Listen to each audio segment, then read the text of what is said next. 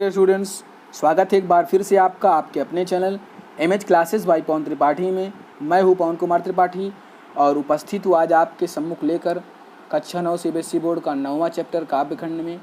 इसका नाम है बच्चे काम पर जा रहे हैं। इसको लिखा है राजेश जोशी जी ने।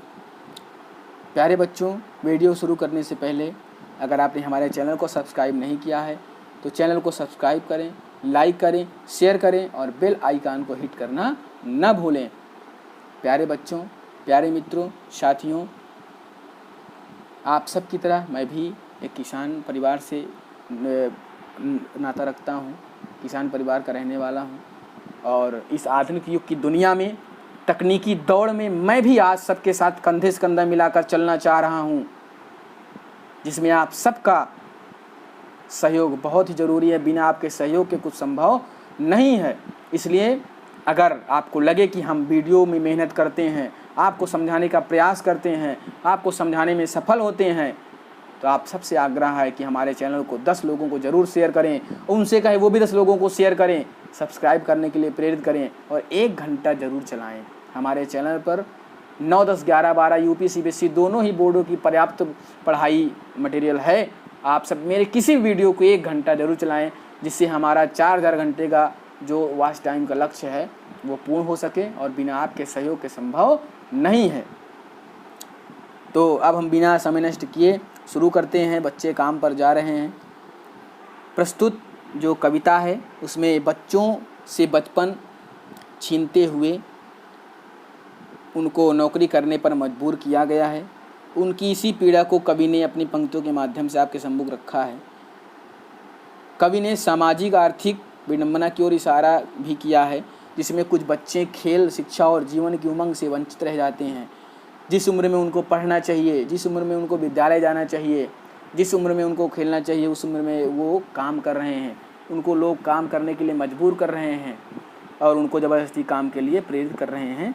तो इसी सामाजिक विडंबना पर आधारित है यह चैप्टर, बच्चे काम पर जा रहे हैं।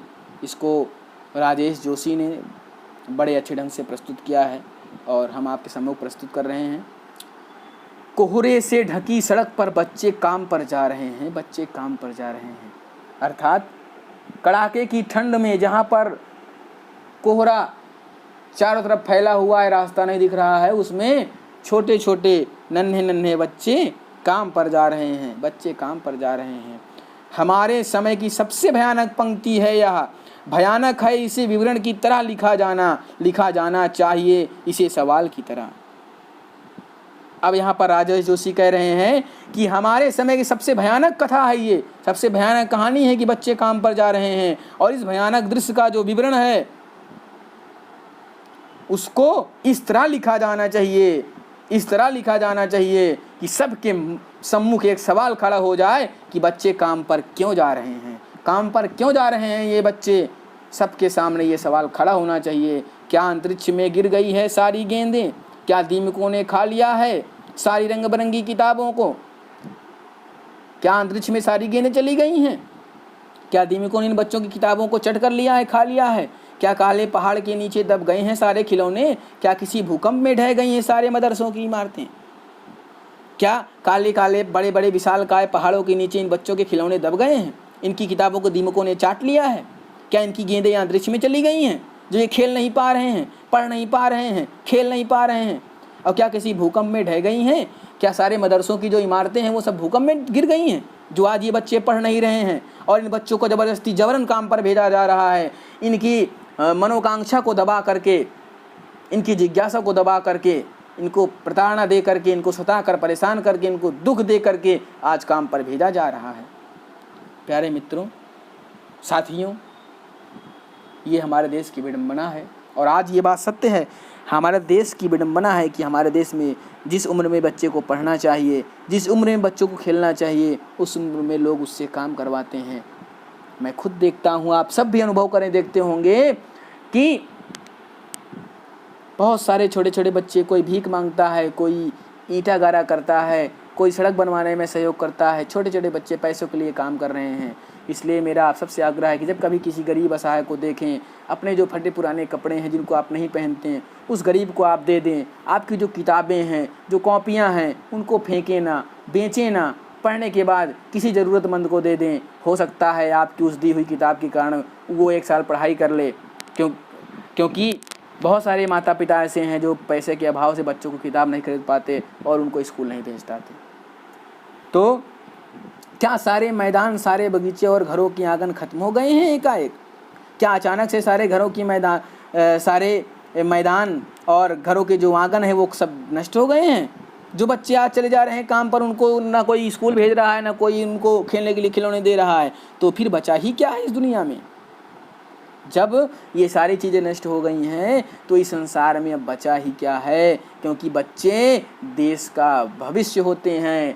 उन बच्चों में से ही कोई डॉक्टर बनता है, कोई वैज्ञानिक बनता है, कोई इंजीनियर बनता है। और जब आज ये बच्चे पढ़ेंगे नहीं तो हमारे देश का भविष्य कैसे संवरेगा? कितना भयानक होता अगर ऐसा होता। भयानक है, लेकिन इससे भी ज़्यादा यह है कि सारी चीज़ें हस्ब मामूल हैं। ये दृश्य बड़ा ही भयानक है, मन को डराने वाला है, दहलेने वाला है, लेकिन और लोगों के लिए दृश्य कैसा है? हस्ब मामूल, सिर्फ छोटा सा मामूली दृश्य है लोगों के लिए। लोगों को कोई फ़र्क नहीं पड़ता, बच्चे पढ़ें ना पढ़ें उनसे कोई फ़र्क नहीं पड़ता। उनको सिर्फ मतलब है तो उनके काम के द्वारा आए गए जो पैसे हैं, उनको उनके पैसे से मतलब है, उनके भविष्य से मतलब कुछ नहीं है, उनकी पढ़ाई से कोई मतलब नहीं है, उनकी ज़िंदगी को अच्छे ढंग से चलाने में जो साधक हैं उनसे कोई मतलब नहीं है, खिलौने से मतलब नहीं है। पर दुनिया की हज़ारों सड़कों से गुजरते हुए बच्चे, बहुत छोटे छोटे बच्चे काम पर जा रहे हैं, लेकिन पूरी दुनिया में हज़ारों सड़कों पर सुबह सुबह गुजरने वाले ये बच्चे काम पर जा रहे हैं। आज ये बच्चे असहाय हैं, आज ये बच्चे कमज़ोर हैं, आज इन बच्चों को हमारी आपकी सहायता की आवश्यकता है। अगर इन बच्चों के लिए आज हम सब नहीं खड़े हुए तो आने वाले समय में हमारे देश में न कोई डॉक्टर होगा, न कोई इंजीनियर होगा, न कोई वैज्ञानिक होगा, और ये देश ऊसर भूमि की तरह कांटेदार वृक्ष उगाएगा। तो उस दिन के आने से पहले ही हम सबको सचेत हो जाना चाहिए, हम सबको सजग हो जाना चाहिए, और हम सब कोशिश करें कि हम इतना करें कि हमारा बच्चा पढ़ सके। हम अपने बच्चे से काम न करवाएं, हम अपने बच्चे को पढ़ने के लिए प्रेरित करें, ताकि उस बच्चे से हमारा भविष्य संवरे और हमारे देश का भविष्य संवरे। और इस प्रकार से ये चैप्टर समाप्त होता है। आशा करते हैं कि आपको समझाने में सफल रहे होंगे, और ये भी आशा करते हैं कि शुरू में हमने जो आपसे आग्रह किया है आप सब हमारी मदद ज़रूर करेंगे, उस पर विचार करेंगे। तब तक के लिए इस वैश्विक महामारी में आप जब भी घर से बाहर निकले मास्क ज़रूर लगाएं, किसी से बात करते समय मास्क लगाए रहें, और सावधानी रखें। 2 गज की दूरी हमेशा बनाए रखें, जो कि हमारे प्रधानमंत्री आदरणीय श्री नरेंद्र दास मोदी जी का जो मोटो है कि 2 गज की दूरी बहुत है ज़रूरी। हमें 2 गज की जो दूरी है उसको बरकरार रखना है, अपना भी बचाव करना है, अपने परिवार का भी बचाव करना है। इसलिए इस वैश्विक महामारी में घर पर रहें, सुरक्षित रहें, अनावश्यक बाहर न निकलें। जय हिंद, जय भारत।